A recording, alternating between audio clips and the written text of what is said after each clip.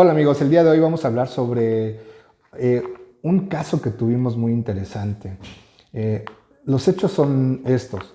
Eh, un vehículo va circulando por una calle y al salir de esa calle se le atraviesa una motocicleta, sucede el percance, chocan los dos vehículos, el vehículo al que iba a bordo nuestro cliente y la motocicleta en la que iba otra persona. Posteriormente a eso, nuestro cliente detiene la marcha de su vehículo y alguna persona llama al 911. Lógicamente, pues se manda una patrulla. La patrulla cuando llega al lugar pregunta a nuestro cliente qué es lo que había sucedido y dice que minutos antes, sin especificar cuánto tiempo, iba saliendo de la calle y que pues bueno, la motocicleta se le atravesó y no pudo evitar el impacto. Con estas manifestaciones, pues los policías proceden a la detención de nuestro cliente, lo llevan al Ministerio Público y es el momento en el que los familiares nos llaman para atender esta situación. Cuando nosotros llegamos al Ministerio Público, nos entrevistamos con nuestro cliente, le preguntamos cómo habían sucedido las cosas y solicitamos diversos actos de investigación, entre ellos que se investigara si existían cámaras del C4, C5, que nos pudieran dar una idea de cómo sucedieron los hechos, evidentemente ante la narrativa de nuestro cliente. Sin embargo, por diversas circunstancias y por lo ajustado del tiempo, el Ministerio Público ya no hace estas investigaciones. Nosotros, en ese mismo término, nosotros solicitamos la libertad de nuestro cliente, pues evidentemente porque es un hecho de tránsito, porque no iba a haber la necesidad de la prisión preventiva justificada y porque nuestro cliente, además de eso, nosotros desde el Ministerio Público acreditamos el arraigo, el domicilio, el trabajo y diversas circunstancias que nosotros utilizamos para acreditar el arraigo y que no se iba a sustraer de la acción de la justicia. El Ministerio Público, cuando solicita la calificación de la legalidad de la detención, la fundamenta en el artículo 146, fracción segunda, inciso B. Y esta nos dice que una persona puede ser detenida sin orden de aprehensión y nos dice la fracción segunda, inciso B, cuando la persona sea señalada por la víctima o el ofendido. En este caso, nuestro cliente no fue señalado ni por la víctima ni por el ofendido. Dice aquí, algún testigo presencial de los hechos o quien hubiera intervenido con ella en la comisión del delito y cuando tenga en su poder instrumentos, objetos, productos del delito o se cuente con información o indicios de que hagan presumir fundadamente que intervino en el mismo.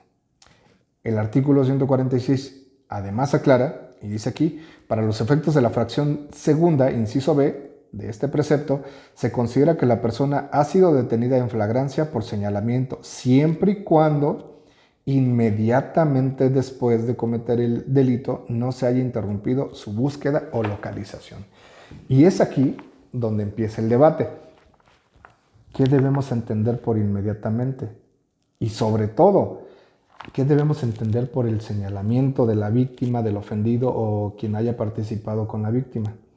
Tenemos que tener en cuenta dos factores importantes. Los policías entrevistan a nuestro cliente sin la presencia de un abogado y la Constitución es muy clara en señalar que no puede haber autoincriminación.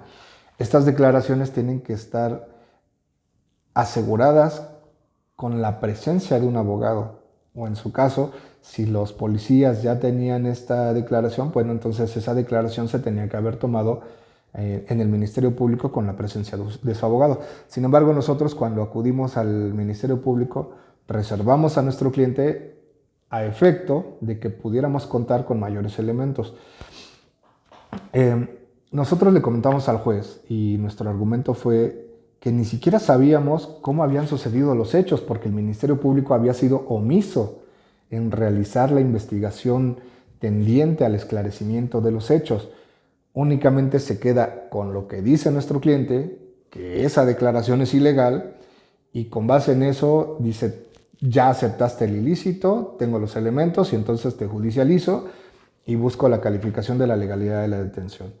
Esta detención por sí misma es ilegal Y es ilegal porque no cumple con los parámetros mínimos del artículo 146, fracción segunda, inciso B.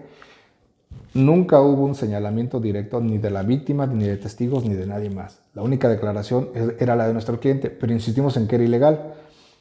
Además de eso, cuando los policías llegan dicen que a ellos no les consta nada. Entonces, ¿cómo sabemos la realidad de los hechos?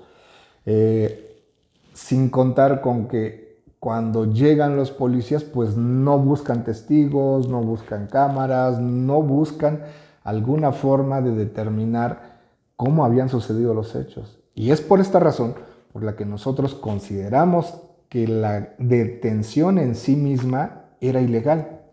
Evidentemente el juez nos dio la razón, se calificó de ilegal la detención. Claro, esto no significa que no se va a seguir investigando. Por supuesto que se va a seguir investigando y se tienen que allegar de mayores elementos para determinar cómo fue que sucedieron, cuál fue el grado de participación y quién tuvo o no la culpa en este accidente. Entonces ya lo sabes, amigo, si tienes alguna duda, si tienes algún comentario sobre estos temas, vamos a estar subiendo videos continuamente y especialmente sobre audiencia inicial, calificación de la detención y lo que conlleva el proceso penal. Consúltanos y que tengas un excelente día.